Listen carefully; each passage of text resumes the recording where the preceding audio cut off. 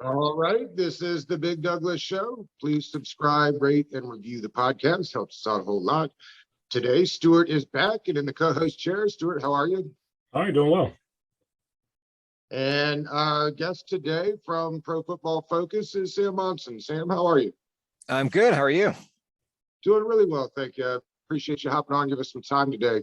So I thought we'd start like this. I'm very curious how a man from Ireland ends up in Ohio at Pro Football Focus. How'd you get there, and how long have you been there now? Been here kind of since the start. Started off with PFF because Neil Hornsby, the founder of the site, kind of set this thing up as almost as a hobby to begin with, as just a way of quantifying how good players were, of grading players and seeing who the best in the NFL really were, and needed guys to help them do games. You know, there's hundreds of games, obviously, in the course of an NFL season, and one guy can't do all that by himself. So he needed people to come on and help. And I was one of the first guys in there. Ben Stockwell, who's still there, Khaled, El Sayed, still there. All these guys were just sort of first in the door, people that Neil knew from just being football fans. And then PFF kind of grew and spiraled from there into what it is now. Then Chris Collinsworth came into the picture. What does that look like in his engagement, and maybe even your engagement with him, and so on and so forth? Yeah, I mean, Chris has told the story a bunch of times where he was looking to find information on all the other teams in the NFL. You know, he did his thing for commentary, but was trying to sort of research all the teams that he didn't get a chance to see for other studio shows.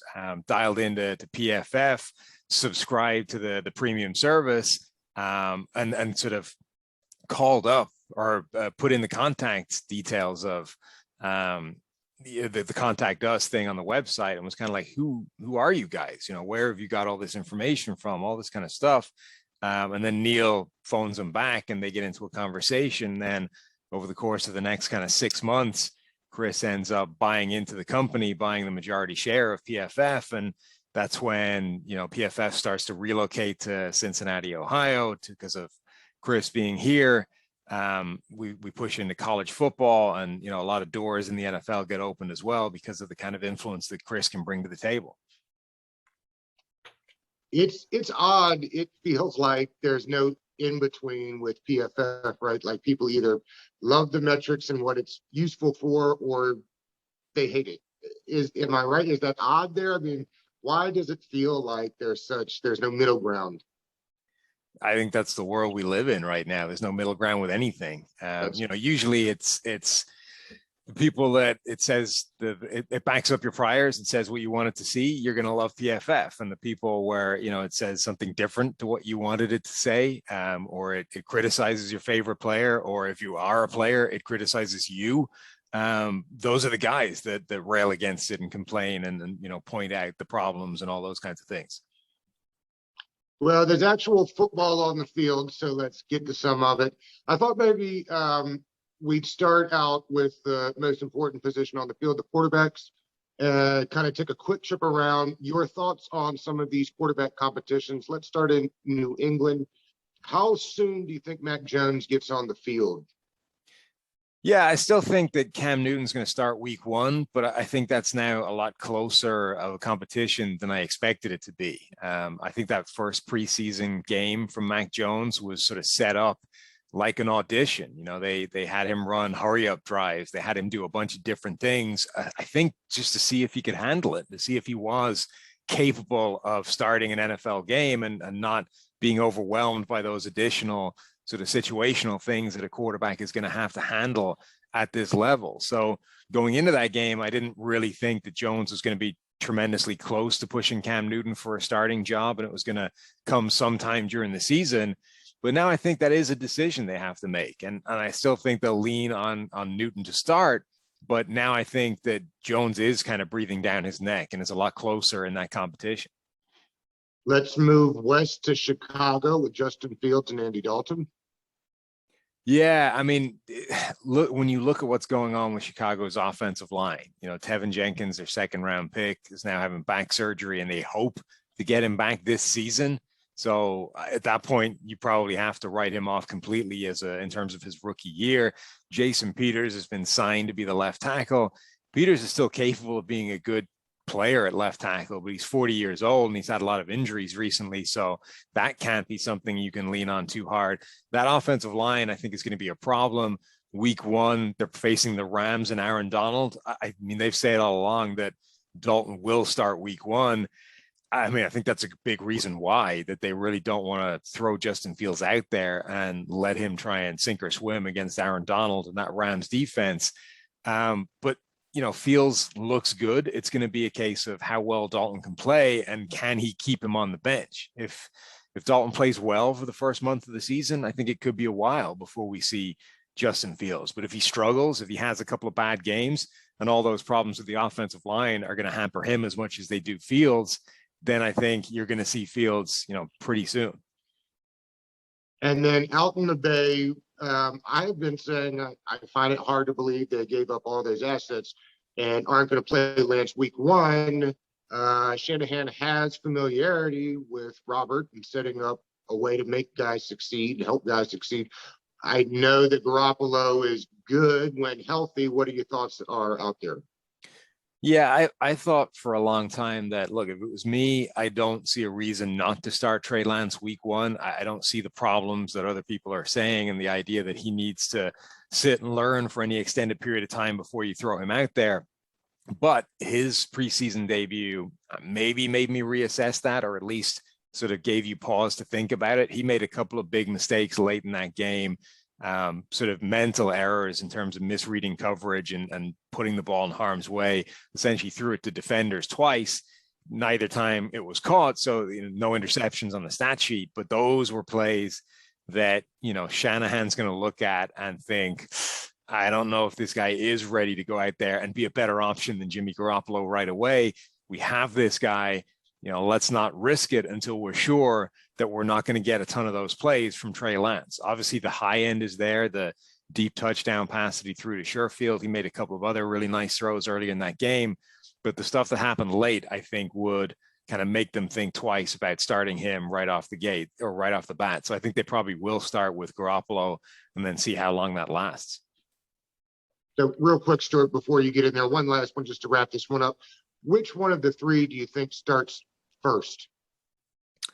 I think probably Justin Fields starts first out of that trio. I think the pressure to put him in is going to be too much. And as much as the Bears have sort of guaranteed Dalton will start week 1, it's not going to take much bad play before they make that switch.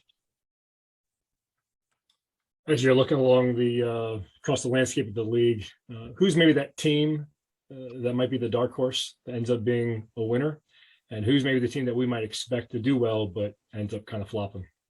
Yeah, I think there's a few teams that could, you know, do well from a little bit far back. I think Washington is one of them. Like the roster that they have is really good, and Fitzpatrick, as much as he's not an exciting prospect as a starting quarterback, he is a massive upgrade over what was there last season. Both Dwayne Haskins and even Alex Smith, when he came in, like Fitzpatrick should play significantly better than either of those guys, even if it's a bit of a roller coaster, you know, along the way. So that, I think, makes Washington a real contender. Like they could win that division easily. They could host a playoff game again. And then, you know, they gave Tampa Bay a good game last season. That was with that inferior quarterback play. Okay, Heineke actually had an outstanding game, but I think the team is overall better than it was a year ago. So they'd be one of them.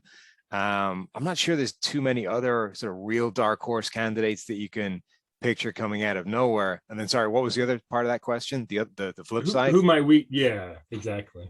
I could see Buffalo underachieving. You know, their expectations are sky high now. They were pretty lucky last season in terms of injuries. Josh Allen played out of his mind last year. He needs to hit that level again for them to be as good. And that division should be better. Like the Patriots should be better. The Dolphins should be better if Tua takes a step, and the Jets will be better, even if it doesn't necessarily show up on the record. So Buffalo are just going to have a harder time of things than they had a year ago. That's good. Well, this is a Washington Football Team podcast, so let's get into that in a little bit more detail.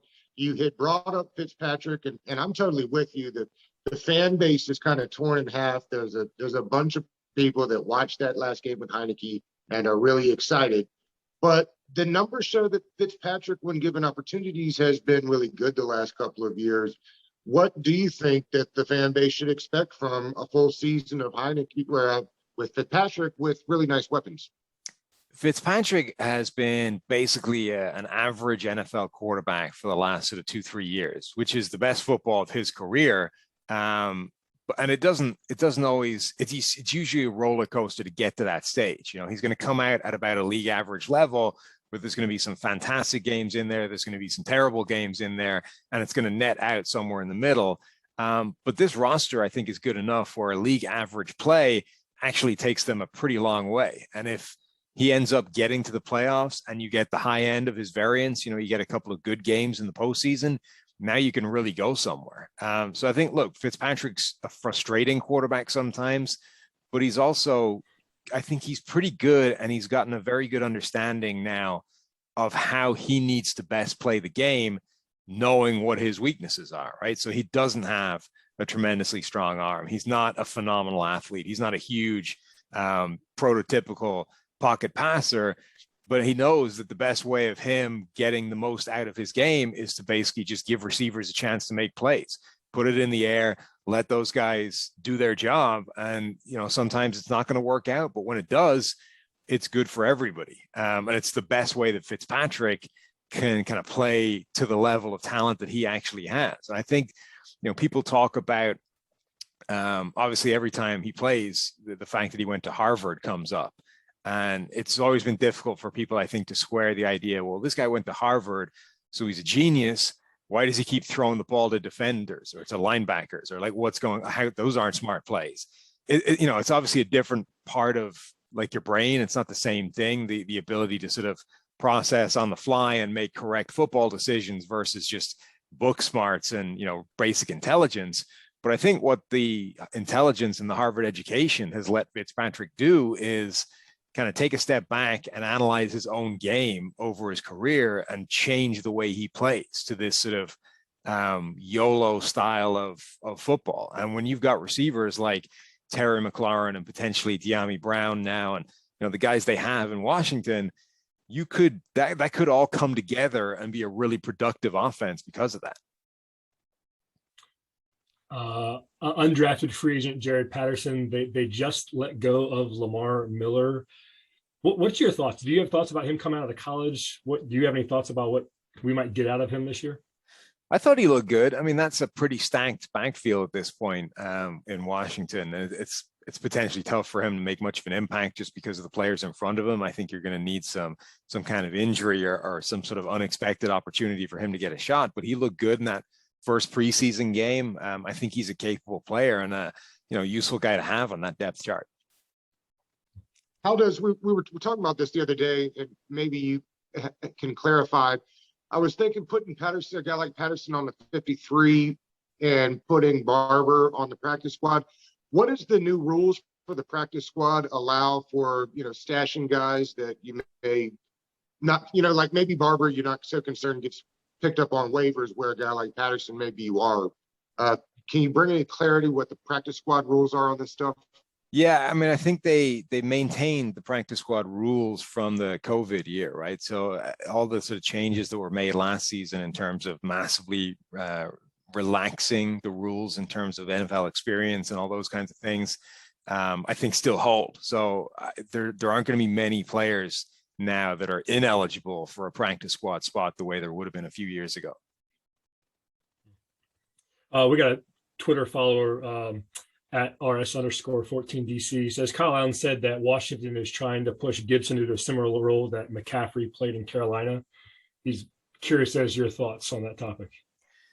Yeah, it's difficult to know exactly what that means because McCaffrey's role in Carolina was not that remarkable in terms of you know, unique things that they were asking to do. It was really just exemplified by just how much they gave him the ball. Like force feed him the ball was maybe the most sort of the biggest characteristic of his role there. They would give him a ton of carries. Obviously, they would also give him a ton of receptions, and he would be the focal point of this offense underneath. and get all these kind of catches out of the backfield, you would see him split out occasionally, but it wasn't like a huge part of his game. The big thing was just how the volume of receptions they were going to get. So, I'm most intrigued by Gibson because of the potential of moving him around the formation and lining him up out wide and having him run real wide receiver patterns and causing sort of mismatch problems by almost a hybrid alignment. And both Gibson, Curtis Samuel, like those types of players and the capacity to sort of move and interchange all those guys around, I think is where the real edge lies with that kind of stuff. If the plan is to just, have Gibson be the bell cow of the offense and get a ton of carries and a ton of catches, it's good. It's like he'll be good at it, but I'm not sure it maximizes the effectiveness of what he could do for the offensive efficiency overall. Sam, one last one on the offensive side of the ball. I'm curious. Last year, it was really kind of hard to get a read on what Scott Turner wanted to do. I mean, to your point earlier, they started the year with Haskins, and it feels like a lifetime ago since 5 quarterbacks played last year. How does the league view him, and what should we expect from a Scott Turner offense when given the proper tools to run it? I think that's still up in the air. I mean, right now, one of the most intriguing things about this Washington group is that they are stacked full of these potential hybrid players. Gibson, Curtis Samuel, J.D. McKissick was doing that a lot last year. There's all of a sudden a bunch of these guys that could be lined up in different spots and moved around pre-snap and sort of force these mismatch problems from a personnel standpoint when facing opposing defenses. And there hasn't been a ton of evidence that they're actually going to do that, which is, disappointing for one, but also makes sort of acquiring all those guys kind of an interesting and curious move if you're not planning on using that as a sort of true advantage within the system. There aren't many offenses that do that, but the ones that do, particularly the ones that take wide receivers and move them into the backfield and threaten defenses that way, like that does increase production. That is almost a cheat code for an offense. And Washington right now has a bunch of those guys that are capable of doing that. But there hasn't really been any sign yet that they're planning on leaning on it. Well, looking at the defensive side of the ball, I'd love to get your thoughts on Benjamin St-Juste. I know that as Doug and I have talked offline, the question is whether or not he can be a starter and enable Fuller then to be playing in the slot where it seems like he might be the best suited for anyways. I think he could be. He's a really intriguing player, like incredible size and sort of physical traits and all those kinds of things. The only concern with that is that rookie corners last year were absolutely lit on fire, like the league over. Almost none of those guys came out of the season with any kind of credit, any kind of positive takeaways. They were all just basically beat up, particularly the high drafted guys. Like the ones that were expected to be good were actually the ones that were torched the most. I think the best rookie last season was L'Jarius Sneed for the Chiefs, and he was a low round pick. So if you're leaning on a rookie to start, year one, it's probably going to be a rough thing. Now, last year was a record setting season in terms of offense throughout the NFL. Maybe they try and dial things back a bit this year and they start enforcing holding calls a bit more, and we see a little bit less offensive production. But I still think it's a tough ask to expect a rookie to come in and kind of hold his own on the outside, just the way the league is right now. Let's stay in the secondary. William Jackson feels like an upgrade and will allow them hopefully to play a little bit more man. It's interesting. Here's where the conversations I think that the league is starting to have more and more, and we certainly are in Washington. And that's the defense was built off of this great defensive line. There's first round picks all over it. But in a league that moves to passing and short passing, the old adage, build from the lines out, does it still apply? Yeah, I probably not. I think there's definitely still an argument. Like the way the Lions are going about this rebuild, they've addressed the trenches first, and they're going to circle back around for the players out on the perimeter, receivers and defensive backs and those kinds of things. And there's definitely a logic to the idea that it takes longer for linemen to sort of get to their potential at the NFL So if you're starting from scratch, it might still be an idea to build from the trenches first, because those guys need a longer period of time to get good. So at the time where your wide receivers are hitting the ground running, your lineman might be 3 years into this thing, and now you're starting to see everybody come together at the same time.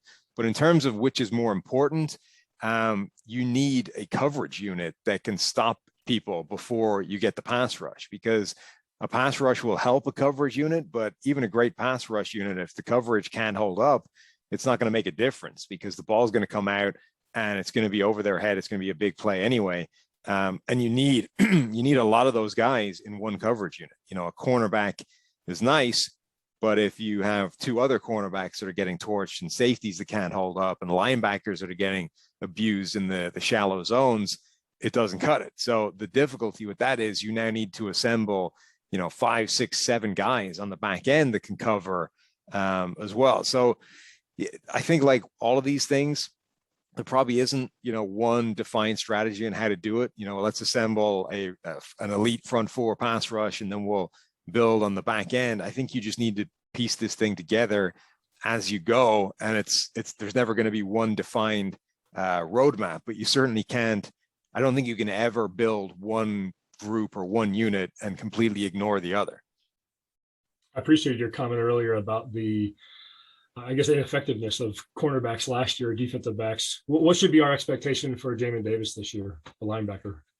Yeah, I mean, if there's one position that struggles as much as rookie corners, or even worse, it's rookie linebackers right now. And that position, it's just become so hard. Like, it used to be a spot. You go back a decade, linebacker was one of the easiest positions in the NFL to kind of translate into the pro league, and those guys would hit the ground running. And, guys like DeMeco Ryans were like rookie of the year candidates immediately, because they could step in and just be a tackling machine. Now, like, everything that's happened in the NFL over the last decade in terms of schematic development of offenses, it's all stress linebackers. Like, those guys now, on every single play, they're being stretched horizontally and they're being stretched vertically, and they have to deal with 2 or 3 different things in any given play. So a lot of the times you see these guys come in, and one of their biggest calling cards is like special athleticism, and they seize up. They lose all that advantage because they're trying to process. They're just sort of, standing on one spot trying to diagnose the play, and by the time they do, the athleticism advantage that they have is gone. Or you get the reverse, where you get a guy like Patrick Queen last year, who trusted his athleticism and flew around the field and made a ton of plays left, right, and center, but not always to the right place, right? And so it's like a double-edged sword. Either you have these guys who give away their athleticism advantage because they're trying to get on the same page and trying to figure out where they should be, or you get guys that trust it and go with it, but they're going to be wrong a bunch of times because of the way offenses are just putting these guys in a bind. So rookie linebackers, generally, it's pretty tough. They don't often dominate right away, and it might take them a year or two for you to get them to develop to where they need to be. But I think it's less because, they're just sort of struggling these days. And I think it's more because of how difficult that role now is to succeed at quickly. Well, and it makes a ton of sense too, because they're still giving John Bostic tons of reps, which I've said all along, I think has more to do with his understanding of the defense and getting other people in position than it does, obviously, to his athletic profile, which Jamin Davis has. I mean, they're not even in the same ballpark when it comes to that. Sam, I appreciate your time today. This was a whole lot of fun. He is at PFF_Sam, and tell us what's coming up with the podcast. Yeah, we're about to go to 3 shows a week when we kick into the regular season. A review show, a preview show of all the games, but then also a third one that's going to be more of a mailbag thing, and we'll interview some other kind of PFF people in it as well. So more stuff that we don't get to cover usually. So that'll be fun. Well, we look forward to it. We appreciate your time today. Thanks, guys. Thanks, Take it Sam. easy. Thank you.